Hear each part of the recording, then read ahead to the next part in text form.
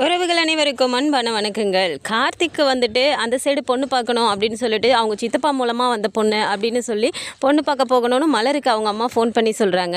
ஆனால் வீட்டில் வந்துட்டு லக்ஷ்மி ரொம்பவுமே ஒரு மாதிரி கேவலமாக வந்து மலரை வந்துட்டு அவங்க குடும்பத்தையே எங்கள் ஸ்ருதி எதுவும் பொண்ணு கேட்டு வந்துடுவாங்களோ, நான் வேணான்னு சொல்லி ஏதோ அவமானப்பட்டு போயிடுவாங்களோ, அதனால கஷ்டப்படுவாங்களோன்னு சொல்லிட்டு நான் கூட நிறைய வாட்டி யோசிச்சிருக்கேன்.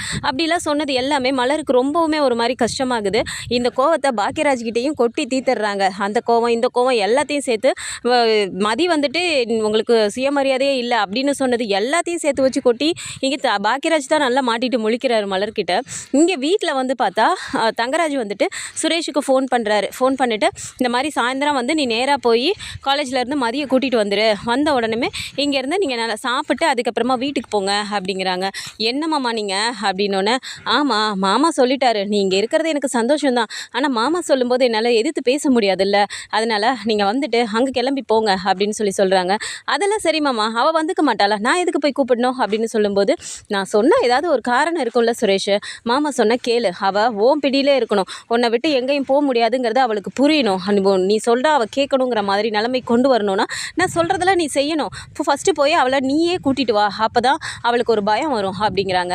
சரி பண்ணி தொலைக்கிறேன் அப்படின்னு சொல்லிட்டு சுரேஷும் ஃபோனை வச்சிடுறாரு. இப்போ சாயந்தரமாக நேராக இங்கே காலேஜுக்கு போன உடனே மதி காலேஜ்லேருந்து வெளில வராங்க. அங்கே சுரேஷ் நின்றுட்டு இருக்கதை பார்த்துட்டு அப்படியே ஒரு மாதிரி பார்க்குறாங்க. என்ன முடிஞ்சில அப்படிங்கிறாரு. முடிஞ்சிருச்சே அப்படிங்கிறாங்க. என்ன நீங்கள் இங்கே அப்படிங்கிறாங்க. நான் எதுக்கு வருவேன், உன்னை கூட்டிகிட்டு போகிறதுக்கு தான் வந்தேன் அப்படின்றாங்க. அப்படியே மதி ஆச்சரியமாக பார்த்துட்டு, என்ன கூட்டிகிட்டு போகிறதுக்கா, என்ன திடீர்னு அதிசயமா அப்படிங்கிறாங்க. அதெல்லாம் ஒன்றும் இல்லை, வா வீட்டுக்கு போயிட்டு இங்கேருந்து நம்ம எல்லாத்தையும் எடுத்துகிட்டு அங்கே வீட்டுக்கு போகணும், நம்ம வீட்டுக்கு அப்படிங்கிறாங்க. அப்படியா, என்ன அதிசயமாக இன்றைக்கி நடக்குது அப்படிங்கிறாங்க. அதெல்லாம் உங்ககிட்ட விளக்கம்லாம் சொல்லிட்டு இருக்க முடியாது, வந்துட்டேன்ல வண்டியில் ஏறுனா ஏறு அப்படிங்கிறாங்க. கூடவே ஸ்டூடெண்ட்ஸ் எல்லாருமே சுற்றி வரும்போது அங்கே மதிக்கு எதுவுமே பேச முடியல. சரின்னு சொல்லிட்டு வண்டியிலையுமே ஏறிடுறாங்க. நேராக இப்போ தங்கராஜ் வீட்டுக்கு போன உடனே ரேவதி நிறைய சமைச்சு வச்சுருக்காங்க. அங்கே போயிட்டு பார்த்தோன்னே, என்ன இவ்வளோ சமைச்சு வச்சுருக்கீங்க அப்படிங்கிறாங்க. ஆமாம், நீங்கள் இன்றைக்கி வீட்டுக்கு போகிறீங்கன்னு சொல்லிட்டு அண்ணன் தான் சமைக்க சொன்னார் அப்படிங்கிறாங்க. ஓ அப்படியா, சரி சரி அப்படின்னு சொன்ன உடனே சுரேஷ் போயிட்டு, என்னம்மாம்மா அவளுக்கு வேலைக்கு என்னாச்சு அப்படிங்கிறாங்க. அதெல்லாம் போய் நான் பேசிட்டு வந்துட்டேன் சுரேஷ், நீ கவலைப்படாத, அவளுக்கு வேலையே இருக்காது அப்படிங்கிறாங்க. எங்கே பசங்கள்லாம் பேசிகிட்டு இருந்ததை பார்த்தா நான் முன்னாடியே போயிட்டேன், அங்கே எல்லோரும் பேசிகிட்டு இருந்தேன், நானும் கொஞ்சம் கவனித்தேன், விசாரித்ததில் அவளுக்கு ஏதோ அப்பாயின்மெண்ட் ஆர்டர்லாம் கொடுக்க போகிறாங்களாம் கன்ஃபார்மாக அப்படிங்கிறாங்க. அதெல்லாம் ஒன்றும் நடக்காது, வேலையே இருக்கக்கூடாதுன்னு நான் பேசிட்டு வந்திருக்கேன், நீ என்ன அப்பாயின்மெண்ட் ஆர்டருக்கு போயிட்ட, அதெல்லாம் எதுவும் ஆகாது, அவளை வேலையை விட்டு வீட்டுக்கு அனுப்பிடுவாங்க, நீ பயப்படாமல் இரு அப்படின்னு சொல்லிட்டு, இப்போ நீ ஃபஸ்ட்டு அவளை உன் கைக்குள்ளே வைக்கணும் அப்படின்னா அந்த வேலை இருக்கக்கூடாது, நீ வீட்டுக்கு போ, நான் எல்லாத்தையும் பார்த்துக்கிறேன் அப்படின்னு சொல்லிட்டு இங்கேருந்து சாப்பிட்டு கிளம்புறாங்க. ஸோ நேராக அங்கே வீட்டுக்கு போனோன்னே பார்த்தா இப்போது அப்படியே லக்ஷ்மி ஒரு சைடு திருப்பிக்கிறாங்க, ராகவன் ஒரு சைடு மூஞ்சி திருப்பிக்கிறாரு, ஆனால் பாக்கியராஜ் மட்டும் பார்த்துட்டு வாமா அப்படிங்கிறாங்க. அப்படின்னு சொல்லிட்டு மதி உள்ளே போகிறாங்க. இங்கே மலருமே பார்த்துட்டு மதிக்கிட்ட வந்துட்டு எதுவுமே பேச மாட்டேங்கிறாங்க. ஏன்னா அவங்க சண்டையில் கிளம்பி போகும்போது உங்களுக்கு சுயமரியாதையே இல்லை அப்படிங்கிற மாதிரி சொன்னதுனால அந்த கோவமும் இப்போ வந்துட்டு மனசுக்குள்ளே இருந்துகிட்டே இருக்கு. ஏற்கனவே கடுப்பில் இருந்துகிட்டு இருக்க மலருக்கு வந்துட்டு மதியை பார்த்தோன்னே இன்னும் அதை அவங்களுக்கு சமாதானமே ஆகாததுனால பேருக்கு லைட்டாக ஒரு சிரிப்பு சிரிச்சுட்டு அவங்க பாட்டுக்கு அவங்க வேலையை பார்க்க போயிடுறாங்க. மதிக்கு ஒரு மாதிரியே இருக்கு, இதெல்லாம் என்ன நமக்கு தெரிஞ்ச கதை தானே, ஆனால் அக்கா கூட நம்மக்கிட்ட பேச மாட்டேங்கிறாங்களே அப்படின்ற மாதிரி ஒரு மாதிரி யோசிச்சுட்டு அவங்க பாட்டுக்கு ரொம்ப போல்டாக அவங்க ரூம்குள்ளே போயிடுறாங்க. அப்போ இதை பார்த்துட்டு சுரேஷ் கிட்ட லட்சுமி கேட்குறாங்க, டேய் என்னடா இவ வரமாட்டான்னு நினச்சேன் கூட்டிகிட்டு வந்துட்டேன் அப்படிங்கிறாங்க. நான் என்னம்மா பண்ணுறது, நானும் மாமா கிட்ட சொன்னேன் நான் கூட்டிகிட்டு போகலன்னு, ஆனால் ஏதோ அப்பா தான் கூட்டிகிட்டு வர சொல்லி சொன்னாராமே அப்படின்னாங்க. அப்போ அதை பார்த்துட்டு ஆமாம் நானும் சொல்கிறேன், எங்கே இவர் கேட்குறாரு அப்படிங்கிறாங்க. அப்போ உடனே ராகவன் பார்த்துட்டு, இங்கே பாரு லக்ஷ்மி, எல்லாத்தையும் எடுத்தேன் கவுத்தேன்லாம் பண்ண முடியாது, அந்த பொண்ணு தான் அப்படி பண்ணிகிட்டு இருக்குன்னா அதை நம்ம பிடிக்கல கொண்டு வரணும்னா கொஞ்சம் விட்டு பிடிச்சி தான் ஆகணும், அதுக்காக நம்மளும் அப்படியே இருந்தோன்னு வச்சுக்கோமே, அப்புறம் நமக்கு அவங்களுக்கு என்ன வித்தியாசம் இருக்குது அப்படிங்கிறாரு. சுரேஷ் அப்படியே பார்த்துட்டு, என்னமோ பண்ணுங்க, கூட்டிகிட்டு வர சொல்லிட்டேன் கூட்டிகிட்டு வந்துட்டேன், அப்புறம் திரும்ப ஏதாவது என்ன சொல்லிட்டு இருக்கக்கூடாது, அவள் அதை சொல்கிறா இதை சொல்கிறான்னு அப்படிங்கிறாங்க. டேய் என்னடா சுரேஷ் பேசுகிற, அதுக்காக அவளை பேச விடாமல் நீ தாண்டா மாற்றணும் அப்படிங்கிறாங்க. அதெல்லாம் பண்ணலாமா, அதான் அவளை இனிமேல் வேலைக்கே போக விடக்கூடாதுன்னு சொல்லிட்டு மாமா சொல்லியிருக்காரு, பார்க்கலாம் அப்படிங்கிறாங்க. வேலைக்கு போவேனான்னு நம்மளும் தான் சொல்லிக்கிட்டே இருக்கோம், அவள் போகாமல் இருந்துட போகிறாளா அப்படிங்கிறாங்க. நம்ம சொல்லி போகாமல் இருக்க மாட்டாமா, ஆனால் அங்கேயே வேலையை விட்டு நிறுத்திட்டாங்கன்னா அவள் எப்படி போவா அப்படிங்கிறாங்க. என்னடா சொல்கிற அப்படின்னோடனே, ஆமாம் ஆமாம் இது மாதிரி மாமா போய் அங்கே பேசியிருக்காராம், கூடிய சீக்கிரம் அவளை வேலையை விட்டு நிறுத்திடுவாங்க, பார்த்துக்கலாம் அப்படின்னு சொல்லிட்டு சுரேஷும் நேராக ரூமுக்குள்ளே போகிறாரு. அங்கே போயிட்டு இப்போ மதி உட்காந்துட்டு இருக்கும்போது அப்படியே ஒரு மாதிரி கடுப்புலேயே அவர் பாட்டுக்கு போய் ட்ரெஸ்ஸை மாற்றுறாரு. அப்படியே கழட்டின ட்ரெஸ்லாம் அப்படியே போட்டுட்டு அவர் பாட்டுக்கு வராரு. மதிக்கு இன்னமுமே கோவம் வருது. இவன் திருந்தவே மாட்டான் போல இருக்கு, என்ன மாதிரி ஆளோ தெரியல, அப்படி கழட்டி போட்டு போகிறான் அப்படிங்கிற மாதிரி கோவத்திலே உட்காந்துட்டு இருக்காங்க. இப்போ இந்த சைடு வெளியில் வரும்போது பார்த்தா ஸ்ருதி அங்கேருந்து வராங்க. வந்துட்டு அண்ணி வந்துட்டிங்களா அப்படிங்கிறாங்க. ஆமாம் ஸ்ருதி அப்படின்னோடனே, சரிங்க அண்ணி நல்லா இருக்கீங்களா அப்படிங்கிறாங்க. நான் நல்லா இருக்கேன், நீ எப்படி இருக்க அப்படின்னோடனே, நல்லா இருக்கேன் அண்ணி அப்படின்றாங்க. என்ன ஒரு மாதிரி சொல்கிற அப்படின்றாங்க. அது ஒன்றும் இல்லை அண்ணி அப்படின்றாங்க. அப்புறம் போயிட்டு கொஞ்ச நேரத்தில் ஸ்ருதி வந்து திரும்பவும் ஃபோனில் வந்து சாட் பண்ணிகிட்டே இருக்கும்போது இப்போது லக்ஷ்மி பார்த்துட்டு, ஏங்க காலையிலேருந்து நானும் அவகிட்ட சொல்லிட்டு இருக்கேன், அந்த ஃபோனை வச்சுட்டு படின்னு சொல்கிறேன், அவள் எங்கேயாவது புக்கை எடுக்கிறாளான்னு பார்த்தீங்களா, உட்காந்து ஃபோன்லேயே சாட் பண்ணிகிட்டு இருக்கேன்னு சொல்லிட்டு இருக்கா, நீங்களே என்ன பார்த்துட்ருக்கீங்க அப்படிங்கிறாங்க. இப்போ ராகவனை பார்த்துட்டு, என்னம்மா ஸ்ருதி, காலையில் உங்கள் அம்மா சொன்னதுக்கே கொஞ்சம் நேரம் தான் பேசுகிறேன், அப்புறம் படிக்கிறேன்னு சொன்னேன், இப்போவும் ஃபோன்லேயே பண்ணிகிட்ருக்க, யார்கிட்ட தான் பேசுகிற அப்படிங்கிறாங்க. நான் தான் காலையிலே சொன்னேன்ல, ஃப்ரெண்டுங்க கிட்ட தான் சாட் பண்ணிகிட்ருக்கேன் அப்படிங்கிறாங்க. நீ ஃபோனில் காட்டுற நேரத்தை படிப்பில் காட்டினீன்னா ஒழுங்காக வேலையை வாங்கிடலண்டி, நீ வேலை வாங்குற மாதிரி ஒன்றுமே பண்ண மாட்டேங்கிற, இப்போ நீ பரீட்சை எழுதுனா தானே உனக்கு வேலை கிடைக்கும், உன்னை ஒரு கவர்மெண்ட் வேலையில் சேர்த்து விட்டு நல்ல ஒரு இடத்துல கல்யாணம் பண்ணி வைக்கணும் நாங்கள் ஆசைப்பட்டுட்ருக்கோம், நீ என்ன பண்ணிகிட்ருக்க அப்படின்னு சொல்லிட்டு இப்போ லக்ஷ்மி திட்டிகிட்டு இருக்கும்போது பாக்கியராஜ் வந்து பார்க்குறாரு. எதுக்கு அவளை சும்மா திட்டிகிட்டே இருக்கீங்க, ஏதோ கொஞ்சம் நேரம் பேசிகிட்டு இருக்க போகிறா ஃப்ரெண்டுங்க கிட்ட, அதுக்கப்புறம் அவள் படிக்க போகிறா, சரி ஸ்ருதி நீ கொஞ்சம் நேரம் பேசிட்டு புக் எடுத்து வச்சு படி அப்படிங்கிறாங்க. சரிங்கண்ணே அப்படின்னு சொல்லிட்டு இப்போ ஸ்ருதியும் சொல்லிடுறாங்க. இது எல்லாத்தையுமே மதியம் கவனிச்சிட்டே இருக்காங்க. என்ன ஸ்ருதி முகமே சரியில்லையே அப்படின்னு சொல்லிட்டு அப்புறமா அங்கே தனியாக அங்கே ஸ்ருதி இருக்கும்போது போய் பார்த்துட்டு, என்ன ஸ்ருதி நீ ஓகே தானே அப்படிங்கிறாங்க. அண்ணி அது வந்து அப்படிங்கிறாங்க. என்ன சொல்லு அப்படின்னோடனே, இல்லை நீ இதை யார்கிட்ட சொல்கிறதுன்னு தெரியல, உங்ககிட்ட சொன்னால் கரெக்டாக இருக்கும்னு தோணுது அப்படின்றாங்க.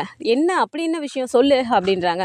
அப்படி இல்லை நீ இல்லை அது வந்து அப்படின்னு ஸ்டார்ட் பண்ணும்போதே நேராக போயிட்டு பாக்கியராஜ் வந்துட்டு, அம்மா நாளைக்கு அவள் அவங்க அம்மா வீட்டுக்கு போயிட்டு வந்துடட்டுமா அப்படிங்கிறாங்க. அவங்க அம்மா வீட்டுக்கு போகிறாளா, எதுக்குடா அப்படின்றாங்க. அவள் தான் சொன்னாலாமே, அவள் தம்பிக்கு வந்து பொண்ணு பார்க்குறாங்களாம், அதனால் அதுக்கு போகணும்னு அவள் சொல்கிறாம்மா, போயிட்டு வந்துடட்டும் அப்படிங்கிறாங்க. என்னடா என்னமோ முறையாக வீட்டுக்கே வந்து அவங்க அழைச்ச மாதிரி ஒரு ஃபோன் பண்ணி சொன்ன உடனே அவள் போகிறேன்னு குதிச்சிட்டு இருக்காளா அப்படிங்கிறாங்க. அம்மா இப்போ என்னம்மா பொண்ணு தானம்மா பார்க்க போகிறாங்க, அதுக்காக ஃபோன் பண்ணி சொல்லியிருக்காங்க, அவள் போயிட்டு வரட்டுமே அப்படிங்கிறாங்க. என்ன பெரிய பொல்லாத பொண்ணு பார்க்க போகிறாங்க, அவங்களுக்கு ஏற்ற மாதிரி ஏதோ ஒரு இடத்துல பார்த்து கல்யாணத்தை பண்ணிவிட்டு முடிச்சு வச்சுட்டு கல்யாணத்துக்கு போய் நின்னா பத்தாதாவா அக்கான்னு, அப்புறம் என்னம்மா ஏதோ முறையாக வந்து சொன்ன மாதிரி தான் அப்படின்னு சொல்லிட்டு இப்போவும் லக்ஷ்மி ஒரு மாதிரியே பேசும்போது பாக்கியராஜ் அப்படியே ஒரு மாதிரி திரும்பி மலரை பார்க்குறாங்க. மலர் அப்படியே செம்ம கோவத்தில் ஒழுங்காக பேசுங்க அப்படின்னு சொல்லிட்டு அங்கேருந்து கையை காட்டுறாங்க. உடனே இப்போ என்னம்மா அவங்க எனக்கும் தான் ஃபோன் பண்ணி சொன்னாங்க, நான் வேற அனுப்பி வைக்கிறேன்னு சொல்லிட்டேன் அப்படின்றாங்க. ராகவ உடனே பார்த்துட்டு, என்னடா எங்ககிட்ட கேட்காமே நீ உன் பொண்டாட்டி அனுப்பி வைக்கிறேன்னு சொல்லிட்டு வந்துட்டியா நீ அப்படிங்கிறாங்க. பாப்பா இது ஒரு சின்ன விஷயம் தானேப்பா, அவன் தம்பிக்கு பொண்ணு பார்க்க போகிறாங்க, போயிட்டு வந்துடட்டுமே அப்படின்னு சொல்லிட்டு இப்போ அங்கே பேசிகிட்டு இருக்கும்போதே பார்த்தா இங்கே ஸ்ருதிக்கு வந்துட்டு ரொம்ப ஒரு மாதிரி கண்ணெல்லாம் கலங்குது. டக்குன்னு எந்திரிச்சு போகிறத மதியம் கவனிக்கிறாங்க. என்ன இவ ஒன்றுமே சரியில்லையே, ஒரு மாதிரி சொல்ல வந்தா இப்போ இது இப்படி கண்ணை கலங்கிட்டு போகிறாளே அப்படிங்கிற மாதிரி பார்த்துட்டு நேராக பின்னாடியே போகிறாங்க. போயிட்டு இங்கே பாரு ஸ்ருதி, ஏதோ சொல்ல வந்த, இப்போ என்ன கண்ணெல்லாம் கலங்கிட்டு போகிற, என்ன நடக்குது அப்படிங்கிறாங்க. அண்ணி அப்போது கார்த்திக்கு வந்துட்டு பொண்ணு பார்க்க போகிறதா பேசிகிட்டு இருக்காங்கல்ல அப்படிங்கிறாங்க. ஆமாம் பேசிகிட்டு இருக்காங்க, மலரக்காவும் போகிறேன்னு சொல்லியிருப்பாங்க போல், அதை தானே இப்போ பேசிகிட்டு இருக்காங்க அப்படிங்கிறாங்க. பொண்ணு பார்க்க போகிறதுல கார்த்திக்கே அதில் விருப்பம் இல்லை, ஆனால் அவங்க வீட்டில் பொண்ணு பார்க்க போகிறாங்கங்கிறதுக்காக இங்கே மலரணியும் போகிறேன்னு சொல்லிட்டு தேவையில்லாமல் பிரச்சனை பண்ணிட்டுருக்காங்க அப்படிங்கிறாங்க. கார்த்திக்கு விருப்பம் இல்லைன்னு உனக்கு எப்படி தெரியும் அப்படிங்கிறாங்க. எனக்கு தெரியும் அண்ணி அப்படின்றாங்க. என்ன நடக்குது ஸ்ருதி அப்படிங்கிறாங்க. அண்ணி உங்ககிட்ட சொல்கிறதுக்கு என்ன, இதை தான் நான் உங்ககிட்ட சொல்லணும்னு வந்தேன் அப்படின்றாங்க. என்ன கார்த்தியை எது உனக்கு பிடிச்சிருக்கா அப்படிங்கிறாங்க. ஆமாம் அண்ணி, கார்த்தியை எனக்கு மட்டும் இல்லை கார்த்திக்கும் என்ன பிடிச்சிருக்கு அப்படின்றாங்க. என்ன பேசுகிற ஸ்ருதி நீ, உன் அப்பா அம்மாவுக்கு இது தெரிஞ்சால் என்ன ஆகுன்னு கொஞ்சமாவது யோசிச்சியா? ஏற்கனவே மலரக்காவை இப்படி பேசிட்டு இருக்காங்க, இதில் நீ இன்னும் கார்த்தியை வேற லவ் பண்ணுறேன்னு தெரிஞ்சதுன்னா அவ்வளோதான், இதை விட நீ தங்கராஜை பற்றி யோசிச்சியா அப்படிங்கிறாங்க. எனக்கு யாரை பற்றியும் யோசிக்க தெரியல நீ, எனக்கு பிடிச்சிருக்கு, என்னோட வாழ்க்கை தானே இது, இதோ இப்போது மலரணி இந்த வீட்டில் எப்படி இருக்காங்க, நீங்கள் எப்படி இருக்கீங்க, எல்லாத்தையும் நான் பார்த்துட்டு தானே இருக்கேன், என்னோட வாழ்க்கை எனக்கு பிடிச்ச மாதிரி இருந்தால் தானே நீ நான் சந்தோஷமாக இருக்க முடியும். நீங்களும் சுரேஷன் நம்ம கல்யாணம் பண்ணிட்டு வந்துட்டு உங்களுக்கு பிடிக்காம தான் கல்யாணம் பண்ணிட்டு வந்தீங்க, இந்த வீட்டில் உங்களுக்கு செட்டே ஆகலை, நீங்கள் சொல்கிறதும் அவங்க சொல்கிறதும் வேறு மாதிரி போய் சண்டை தான் வருது, ஆனால் மலரண்ணி அவங்க என்ன சொன்னாலும் என்ன வேலையை பார்த்தாலும் அவங்க வெளியிலே சொல்லாமல் மனசுக்குள்ளாரே வச்சுட்டு இருந்தாலும் அவங்க குடும்பத்தை பற்றி எவ்வளோலாம் அப்பாவும் அம்மாவும் கேவலமாக பேசுகிறாங்க. எல்லாத்தையும் நான் பார்த்துட்டு தான் இருக்கேன். என் வாழ்க்கை எனக்கு பிடிச்ச மாதிரி தான் நீ இருக்கணும், எனக்கு கார்த்திக் கூட தான் கல்யாணம் நடக்கணும் அப்படிங்கிறாங்க. சரி, ஆனால் இப்போதைக்கு உனக்கு கல்யாணத்தை பற்றி வீட்டில் யாருமே பேசலையே அப்படின்றாங்க. இல்லை நீ காலையிலே கேட்டாங்க கல்யாணம் பண்ணிக்கோன்னு, நான் தான் இப்போதைக்கு எனக்கு கல்யாணம் வேணான்னு சொல்லிட்டேன் அப்படின்றாங்க. சரி, அதுக்கு என்ன சொன்னாங்க அப்படின்னோடனே, இல்லை நீ நான் படிக்கணும் அப்படின்னு சொல்லி நான் வேலைக்கு போனதுக்கப்புறம் நான் பண்ணிக்கிறேன் அப்படின்னு சொல்லி சொன்னேன். அதனால் எக்ஸாமுக்கு இப்போ ப்ரிப்பேர் பண்ண ஒரு வேலையை வாங்கினோன்னு நல்ல இடத்துல கல்யாணம் பண்ணிக்கலான்னு சொல்லி கொஞ்சம் எக்ஸ்டெண்ட் பண்ணியிருக்காங்க நீ அப்படின்றாங்க. சரி, அதெல்லாம் ஓகே தான், ஆனால் உன்னை கார்த்திகை அவங்க கல்யாணம் பண்ணி வைப்பாங்கன்னு எப்படி நீ எந்த அளவுக்கு நீ நம்புற அப்படிங்கிறாங்க. அண்ணி அவங்க எனக்கு கல்யாணம் பண்ணி வைக்க மாட்டாங்க, அதனால தான் நான் உங்ககிட்ட சொல்லிட்டு இருக்கேன், எனக்கு எப்படியாவது ஹெல்ப் பண்ணுங்களேன் ப்ளீஸ் அப்படிங்கிறாங்க. நானா? என்ன ஸ்ருதி பேசுகிற? நான் இதை பண்ணேன்னு தெரிஞ்சுன்னு வச்சுக்கோவேன், அவ்வளோதான், இன்னும் உங்கள் வீட்டில் இருக்கவங்கலாம் என்னென்னவோ பேசுவாங்க அப்படிங்கிறாங்க. அண்ணி ப்ளீஸ் அண்ணி, உங்களால் மட்டும்தான் இதை முடியும், எப்படியாவது எனக்காக ஹெல்ப் பண்ணுங்களேன் அப்படிங்கிறாங்க. சரி, நீ இந்த அளவுக்கு கான்ஃபிடென்ட்டாக இருக்கியே, அப்போ கார்த்தி இதுக்கெல்லாம் ஓகே சொல்லுவானா அப்படிங்கிறாங்க. கார்த்திக்கும் இப்போ பொண்ணு பார்க்க போகிறதுல விருப்பமே இல்லை நீ, அவங்க சித்தப்பா சொன்னாருங்கிறதுக்காக தான் அவங்க அம்மாவும் சரின்னு சொல்லி கூட்டிகிட்டு போகிறாங்களாம் அப்படிங்கிறாங்க. சரி, இதை பற்றி நீ மலரக்கா கிட்ட பேசுனியா அப்படின்னும் போது, எப்படி நான் மலரக்கண்ணி கிட்ட போய் பேசுவேன், இதை பற்றி பேசுனா அவங்க எப்படி பேசுவாங்களோ எனக்கு தெரியல, எனக்கு ஒரு மாதிரி இருக்குது அப்படிங்கிறாங்க. சரி, நான் வேணால் பேசட்டுமா அப்படிங்கிறாங்க. அண்ணி எனக்கு அதெல்லாம் தெரியாது, எனக்கு வீட்டில் சொன்னால் இது எப்படி நடக்காதுன்னு எனக்கு தெரியும், அதனால் எப்படியாவது எனக்கு நீங்கள் தான் கல்யாணம் பண்ணி வைக்கணும் அண்ணி அப்படிங்கிறாங்க. சரி விடு, பார்த்துக்கலாம், நீ எந்த இதையும் அவசரப்பட்டு யார்கிட்டையும் சொல்லிட்டு இருக்காத, பார்த்துக்கலாம் விடு அப்படின்னு சொல்லிட்டு இப்போ நேராக வராங்க. கிச்சனில் வந்துட்டு இப்போ மலர் நின்றுட்டு இருக்கும்போது மதி சுற்றி பார்க்குறாங்க, யாருமே இல்லை அப்படிங்கும்போது நேராக போயிட்டு, அக்கா உங்ககிட்ட கொஞ்சம் பேசணும் அப்படின்னும் போது இப்போ மலர் அப்படியே ஒரு மாதிரி பார்த்துட்டு, என்ன மதி ஏதாவது வேணுமா அப்படிங்கிறாங்க. ஆஹா, எனக்கு எதுவும் வேணாம், உங்ககிட்ட கொஞ்சம் ஒரு முக்கியமான விஷயம் பேசணும் அப்படிங்கிறாங்க. முக்கியமான விஷயமா? ஏன் இப்போயும் வந்துட்டு நான் சுயமரியாதை இல்லாமல் இருக்கேன்னு சொல்லிட்டு சொல்லி காட்ட போறியா அப்படிங்கிறாங்க. ஐயோ அக்கா, அதெல்லாம் அன்னைக்கு நடந்த கதை, அதையே ஏன் திரும்ப திரும்ப பேசிகிட்டு இருக்கீங்க? சரி, நான் சொன்னது உங்களுக்கு ஹர்ட் ஆயிருக்குன்னு தெரியுது, அதனால தான் நீங்கள் என்கிட்ட வந்தோடனே ஒழுங்காக கூட பேசலைங்கிறதும் எனக்கு புரிஞ்சுதுக்கா. சாரி, நான் ஏதோ ஒரு டென்ஷனில், என்ன மாதிரி நீங்களும் இல்லையே, நீங்களும் இப்படி இருக்கிறதுனால தானே என்னையும் இப்படி ட்ரீட் பண்ணுறாங்கங்கிற மாதிரி எனக்கு ஒரு கோவம், அதனால தான் டக்குன்னு நான் உங்ககிட்ட வார்த்தையை விட்டுட்டேன், நான் சொன்னதுக்கு சாரி அப்படிங்கிறாங்க. பரவாயில்ல விடுமதி, நான் எப்படி இருந்தேனோ அதை தானே நீ என்கிட்ட சொல்லியிருக்க, என்ன பண்ணுறது, என் குடும்பம், என் புருஷன், என் மாமியார் மாமனார் தானே, பேசினா பேசிட்டு போகிறாங்க அப்படின்னு சொல்லிட்டு நான் அசால்ட்டாக இருந்தேன்ல, அது எவ்வளோ பெரிய தப்புன்னு எனக்கு இப்போ தான் புரியுது அப்படிங்கிறாங்க. ஏங்கா அப்படின்னோடனே, ஆமாம் மதி, என் தம்பிக்கு பொண்ணு பார்க்க போகணுன்னு சொல்லிட்டு நான் சொன்னதுக்கு அவங்க எவ்வளோலாம் பேசுகிறாங்க தெரியுமா அப்படின்றாங்க. அப்படியே ஒரு மாதிரி மதி பார்த்துட்டு அமைதியாகவே நிற்கிறாங்க. நிஜமா மதி, நான் பொண்ணு பார்க்க போகிறாங்கன்னு சொன்னதுக்கு என் குடும்பத்தை பற்றி அப்படி பேசுகிறாங்க, கவர்மெண்ட் வேலைக்கு கூட அவன் போகலை, அவனுக்கெல்லாம் கல்யாணமா அப்படி இப்படின்னு சொல்லிட்டு ஸ்ருதியை வேறு பொண்ணு கேட்க வந்துருவாங்களோன்னு சொல்லிட்டு ஒரு மாதிரிலாம் பேசுகிறாங்க தெரியுமா, என் குடும்பத்தை பார்த்தா இவங்களுக்குலாம் எப்படி தெரியுது அப்படின்னோடனே அப்படி மதிக்கு ஒரு மாதிரி ஷாக் ஆகுது. அக்கா உங்ககிட்ட நான் அதை பற்றி தான் பேச வந்தேன் அப்படின்றாங்க. அதை பற்றியா? கார்த்தியை பற்றி நீ என்ன பேச போகிற அப்படின்றாங்க. அப்படி இல்லைக்கா, ஸ்ருதியை எங்கே பொண்ணு கேட்டு வந்துருவாங்களோன்னு அவங்களுக்கு ஒரு பயம் இருக்குன்னு நீங்கள் சொன்னீங்கல்ல, அந்த பயம் அவங்களுக்கு சாதாரணமாக வந்ததில்லை, அது உண்மையாகவே பயமாகவே மாறப்போகுது அப்படிங்கிறாங்க. என்ன பேசிகிட்டு இருக்க மதினி அப்படின்றாங்க. ஆமாம், ஸ்ருதியும் கார்த்தியும் லவ் பண்ணுறாங்களாம் அப்படின்னோடனே அப்படியே மலருக்கு ஒரு மாதிரி ஆகுது. என்ன சொல்லிட்டு இருக்க நீ, நிஜமாவா அப்படின்றாங்க. ஆமாம், இப்போ தான் ஸ்ருதி வந்து சொன்னா, வீட்டில் சொன்னால் எப்படியும் ஒத்துக்க மாட்டாங்க, எனக்கு கார்த்தியை தான் பிடிச்சிருக்கு, எனக்கு எப்படியாவது கல்யாணம் பண்ணி வைங்கன்னு என்கிட்ட வந்து கேட்குறா, உங்களுக்கு இந்த விஷயம் தெரியாதுன்னு சொன்னா, இருந்தாலும் என்னால் முடிஞ்சதை நான் அவளுக்கு ஹெல்ப் பண்ணலான்னு தோணுச்சு, ஆனால் இதில் நீங்களும் சம்மந்தப்பட்டிருக்கீங்கல்ல, உங்களோட தம்பி, அதனால் உங்ககிட்டயும் ஒரு வார்த்தை சொல்லிடலான்னு தான் இப்போ வந்து நான் சொன்னேன்க்கா அப்படிங்கிறாங்க. என்ன மதி சொல்லிட்டு இருக்க, கார்த்தியை லவ் பண்ணுறானா அப்படிங்கிறாங்க. ஆமாக்கா, 2 பேரும் லவ் பண்ணுறாங்கன்னு தான் அவள் சொன்னா அப்படிங்கிறாங்க.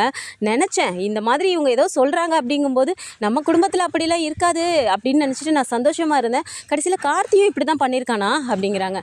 ஐயோ அக்கா, அதெல்லாம் எதுக்கு நீங்கள் இது பண்ணுறீங்க, அவங்க 2 பேருக்கும் பிடிச்சிருக்கு, பிடிச்ச வாழ்க்கையை அவங்க வாழட்டுமே அப்படிங்கிறாங்க. ஐயோ, என்னை பற்றி நீ யோசிச்சியா, இப்போது ஸ்ருதியை என் தம்பியை கல்யாணம் பண்ணிட்டு போனால் இதுக்கு மேலே இந்த வீட்டில் இன்னும் என்னென்னலாம் பேசுவாங்க, ஆஹா இதெல்லாம் நடக்கவே கூடாது அப்படின்றாங்க. அக்கா ப்ளீஸ் சொல்கிறத கொஞ்சம் கேளுங்க, நம்ம எங்கேயாவது வெளியே கிளம்பி போயிட்டு கார்த்தியை வர சொல்லி பேசலாம் அப்படிங்கிறாங்க. நாளைக்கு அவனுக்கு பொண்ணு பார்க்க போகணுன்னு அம்மா ஃபோன் பண்ணி சொல்லியிருக்காங்க, என்ன இப்படி சொல்கிற அப்படின்றாங்க. பொண்ணு தானே பார்க்க போகிறீங்க, அவங்க போயிட்டு பார்த்துட்டு கூட வரட்டும், அதனால ஒன்றும் தப்பு கிடையாது, பொண்ணை பார்த்துட்டு வந்துட்டு கூட ஜாதகம் சரியில்லை பிடிக்கல அப்படின்னு ஏதாவது கூட சொல்லிக்கலாம், ஆனால் பிடிக்காத ஒரு வாழ்க்கையை மட்டும் என்றைக்கும் அமைச்சு கொடுக்கக்கூடாதுக்கா, ஏன் நான் படுற கஷ்டம் பத்தாதா அப்படிங்கிறாங்க. அப்படியே ஒரு மாதிரி மலர் பார்த்துட்டு சரி இப்போ நம்ம என்ன பண்ணலாம் அப்படின்றாங்க. நீங்கள் கார்த்தியை வெளியே வர சொல்லுங்கள், நம்ம 2 பேரும் எங்கேயாவது வெளியே போகிற மாதிரி போயிட்டு அங்கே போய் நம்ம கார்த்தி ஸ்ருதியை மீட் பண்ணி பேசுவோம், ஸ்ருதியும் அப்படியே வந்தானா நேர்லேயே உட்கார வச்சு நம்ம பேசிடலாம் அப்படின்னு சொல்லிட்டு இப்போ மதி முடிவெடுக்கிறாங்க. ஒரு வழியாக இவங்களோட கல்யாணத்தை வந்து வீட்டுக்கு எதிராக வந்துட்டு மதி பண்ணி வச்சாங்கன்னு இன்னொரு பிரச்சனையும் வரப்போகுது. ஸோ இந்த மாதிரியான கதைக்களம் வந்தால் நல்லா இருக்கும்னு நினச்சிங்கன்னா மறக்காமல் நம்மளோட சேனலை சப்ஸ்கிரைப் பண்ணிக்கோங்க.